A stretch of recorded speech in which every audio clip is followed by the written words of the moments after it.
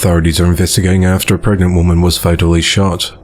At around 11:50 p.m. on Thursday, the 6th of July, authorities received reports of a shooting at an apartment complex at Kings Run Court in Cincinnati, Ohio.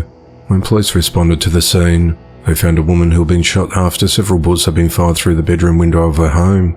She was taken to University of Cincinnati Medical Center, where she died from her injuries. The Hamilton County coroner identified the victim as 26-year-old Isis Roseman, who was pregnant at the time. The shooting's been investigated as a homicide. It's unclear if the shooting was a random or targeted attack, as about 24 gunshots were fired into a building half a block away in a drive-by shooting about 5 hours later. However, no one was injured in that attack. No arrests or suspect information has been released, as the investigation into the matter continues.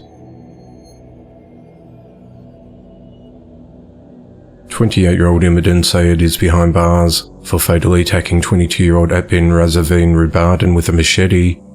At around 4:15 p.m. on Thursday, the 6th of July, authorities responded to a 7-Eleven convenience store along Mulligan Way in Lansdale, Western Australia, and reports of an unconscious man. When first responders arrived, they met with blood throughout the parking lot and found Atbin unresponsive at the doorway of the store with multiple stab wounds. Medics attempted life-saving measures, but he was pronounced dead at the scene. Authorities said that Atbin was running errands and he stopped by the gas station to refuel his car. While there, Atbin became involved in an altercation with another man before a third man approached and struck him with a machete in the back, chest and neck. The terrifying ordeal occurred in front of shocked customers and staff at the store. Police spoke with witnesses, reviewed surveillance footage and gathered evidence at the scene, and identified Imogen as a suspect. Investigators said that CCTV captured a black vehicle driving into the gas station, then a man exiting the vehicle and speeding off just 80 seconds later. Within hours, the tactical response team raided a home in Wicklow Circle in nearby Darch and took Imogen into custody. He is charged with murder and is held without bail. 31-year-old Christian Balls behind bars for fatally shooting 31-year-old Stephanie Ellico. At around 7:10 a.m. on Friday, the 7th of July, authorities responded to a trailer park at 18026 Cave Creek Road in Phoenix, Arizona, on report of shots fired. When officers arrived, they found Stephanie in a critical condition suffering from a gunshot wound. Medics transported her to a local hospital with life-threatening injuries, but died a short time later. Authorities identified Christian as a suspect, and he was taken into custody. Investigators said that an altercation between Stephanie and Christian occurred that involved Christian getting cut with a blade. Several minutes later, he pulled out a gun and shot her. It's unclear what the fight was about. Christian was booked into the Maricopa County Jail on weapons charges related to him being a prohibited possessor.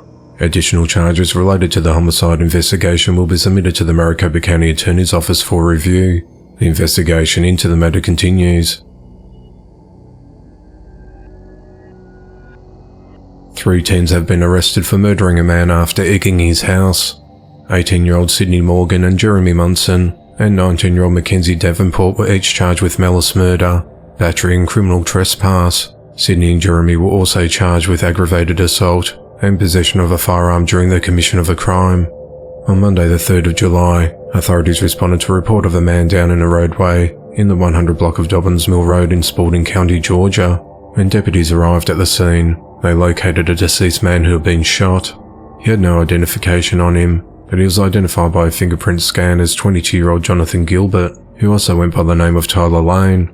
Detectives gathered evidence and sought witnesses. Investigators were able to locate a witness that provided them with information related to the shooting, and through that they were able to create a direct link between the victim and the suspects. Using that information, investigators began a search for the suspects, located a cell phone number that was tied to one of them, and tracked it to a location in Henry County. Authorities searched the area until they located a vehicle at a residence, and were able to obtain a search warrant for the vehicle on the premises. During the search, they retrieved the car that was believed to have been used in the crime, along with the gun that was suspected to be used to shoot Jonathan. As the investigation progressed, more suspects were developed and eventually arrested. The Spalding County Sheriff's Office said it appears that there was an ongoing lovers' quarrel, and the suspects decided to go to Jonathan's residence along Dobbins Mill Road and vandalise it by egging it. When Jonathan saw what they were doing to his home, he came out of the house unarmed to confront them. The suspects ran back to the car. As Jonathan approached them, Sydney, a backseat passenger in the car, produced a firearm and shot him multiple times. The trio then fled the scene, leaving Jonathan dead in the middle of the road. Spalding County Sheriff Daryl Dick said that even though Sydney was accused of pulling the trigger, all 3 suspects will be held accountable because they plotted and planned together and travelled to the location with the intent to commit a crime that led up to the murder together, though all just as culpable as if they each pulled the trigger themselves. They went to Edgar House. The victim confronted them while they were doing it. He lost his life, and they drove off and left his body in the middle of the road. Together they bought that ticket. Now together they can ride that ride, he said. The investigation into the matter continues.